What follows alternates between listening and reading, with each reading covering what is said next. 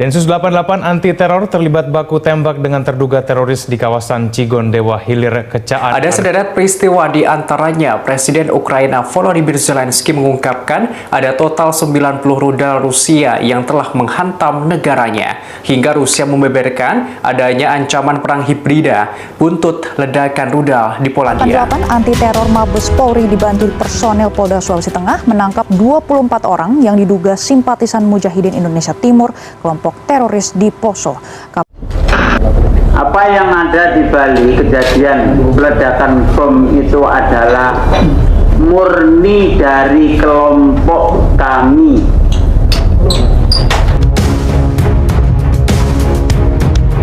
Perang dipahami sebagai keadaan konflik antar negara yang dideklarasikan secara resmi dan penuh kebencian.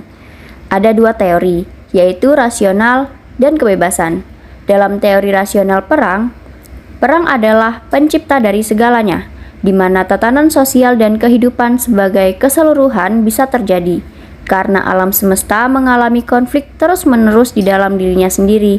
Sedangkan teori kebebasan, dalam teori ini menjelaskan perang merupakan hasil dari keputusan bebas manusia, di mana manusia memiliki tanggung jawab penuh terhadapnya. Terorisme. Istilah terorisme mulai digunakan pada akhir abad ke-18, yaitu menunjuk aksi-aksi kekerasan yang dilakukan pemerintah guna menjamin ketaatan rakyat. Menurut Ali Imron, terorisme adalah tindakan kekerasan disertai dengan sadisme dan dimaksudkan untuk menakut-nakuti lawan. Atau dengan kata lain, terorisme adalah tindakan protes yang dilakukan oleh negara-negara kecil atau kelompok-kelompok kecil. Menurut Konvensi PBB tahun 1936, terorisme adalah segala bentuk tindak kejahatan yang ditujukan langsung kepada negara dengan maksud menciptakan bentuk teror terhadap orang-orang atau kelompok orang atau masyarakat luas.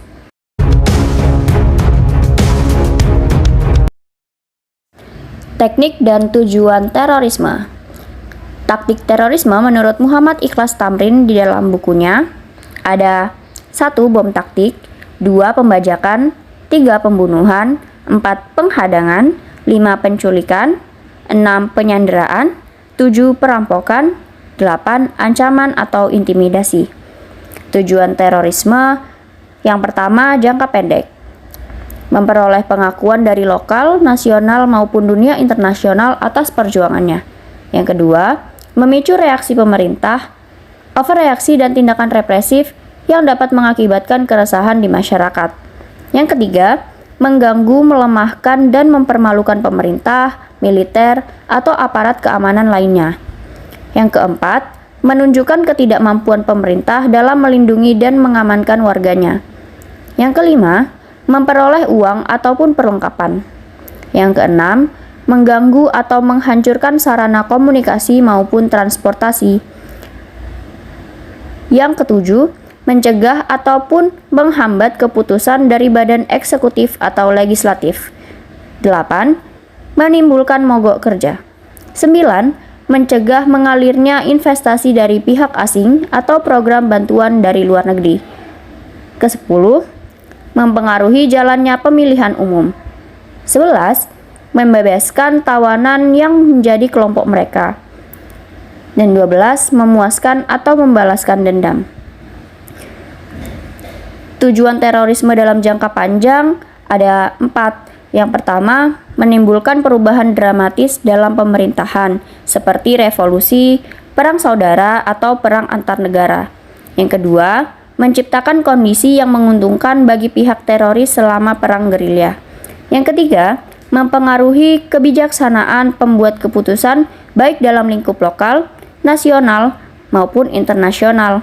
Yang keempat, memperoleh pengakuan politis sebagai badan hukum untuk mewakili suatu suku bangsa atau kelompok nasional. Solusi perang dan terorisme.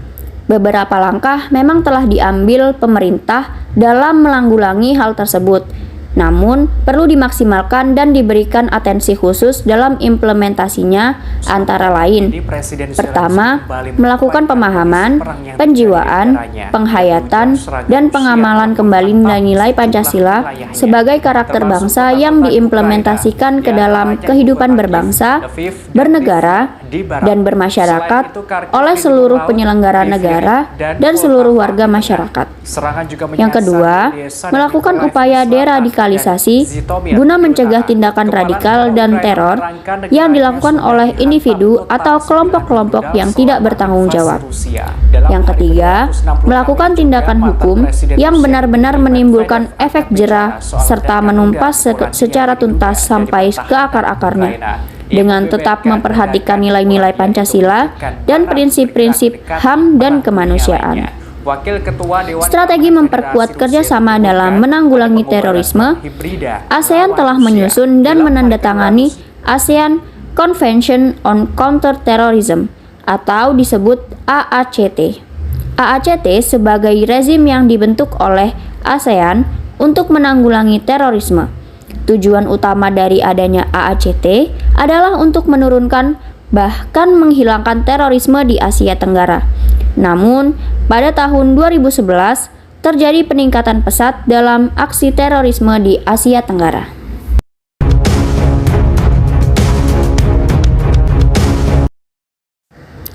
Peran pekerja sosial terhadap terorisme.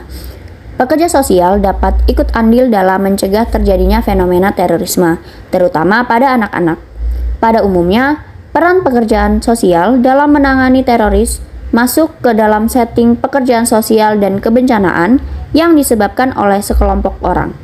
Fenomena terorisme merupakan salah satu penyebab adanya disfungsi sosial yang mempengaruhi kualitas hidup individu, kelompok, dan masyarakat, karena dapat mengganggu lingkungan hidup, fisik, psikologis, dan sosial.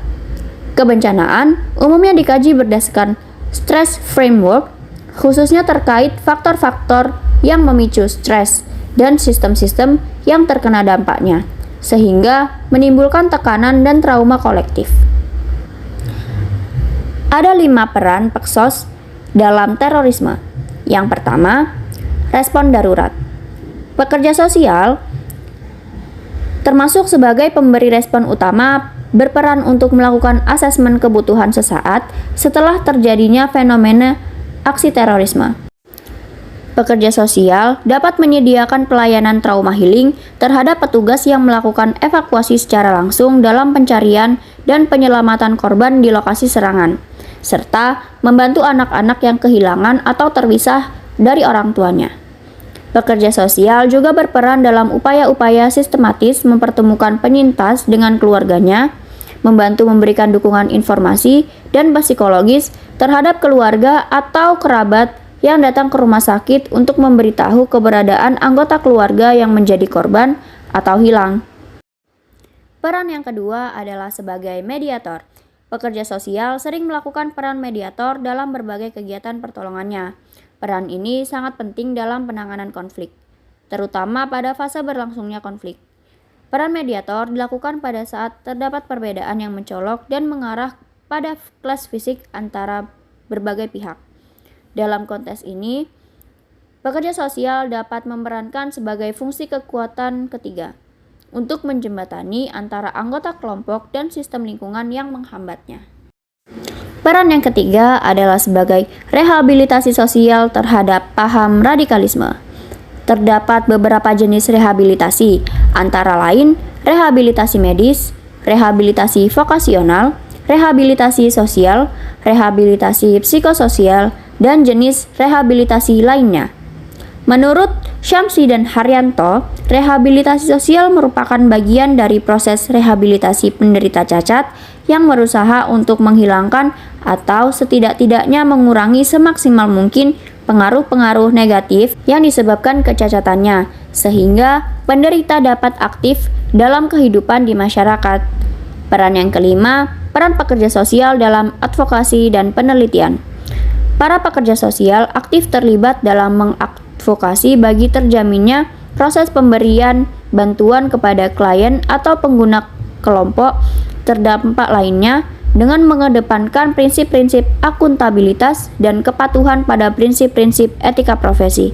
Dan pekerja sosial terlibat dalam mengadvokasi terjadinya perubahan kebijakan anti-terorisme yang berlebihan, bias, dan tidak memperhatikan standar perlindungan hak asasi manusia.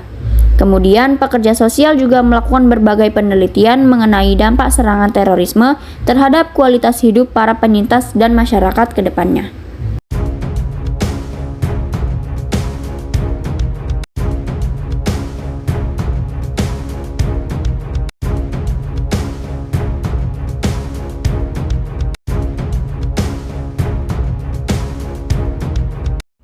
Nah, begitulah penjelasan dari kita. Mari kita simak video berikut ini. Ibaratnya aksi teroris itu kayak sel-sel kanker yang tega ngebunuh sel lain tanpa pandang bulu. Tapi kalau kita mikir teroris itu psikopat yang suka membunuh, itu kurang tepat. Karena menurut penelitian para ahli, mereka hanyalah manusia biasa. Bedanya, mereka selalu diajarin atau istilah gampangnya dicuci otaknya. Kalau menyerang orang itu diperbolehkan, asalkan sesuai sama tujuan kelompoknya. Kalau melihat negeri sendiri, Indonesia punya sejarah yang bisa dibilang kelam. Dari tahun ke tahun ada saja aksi terorisme yang bikin bangsa Indonesia meneteskan air mata. Indeks terorisme global juga menempatin Indonesia di posisi yang bisa dibilang mengkhawatirkan. Artinya bangsa ini masih punya masalah panjang yang harus diselesaikan. Maka, kejahatan terorisme harus dihentikan. Karena selain banyak nyawa telah berguguran dan tidak boleh ada lagi yang menjadi korban, aksi terorisme juga bikin rupiah melemah, warga jadi takut kemana-mana, turis asing ogah ke Indonesia, dan bahkan bikin rakyat nggak lagi percaya sama pemerintah yang sedang bekerja. Akhirnya kekacauan di mana-mana dan kitalah yang selalu menjadi korbannya. Dan itu sudah terjadi di banyak negara, misalnya kayak di Irak dan Suriah, yang teroris di sana bikin negara mereka hancur berantakan. Atau kayak Nigeria yang terorisnya ngelarang bahkan nembakin anak-anak yang pergi ke sekolah.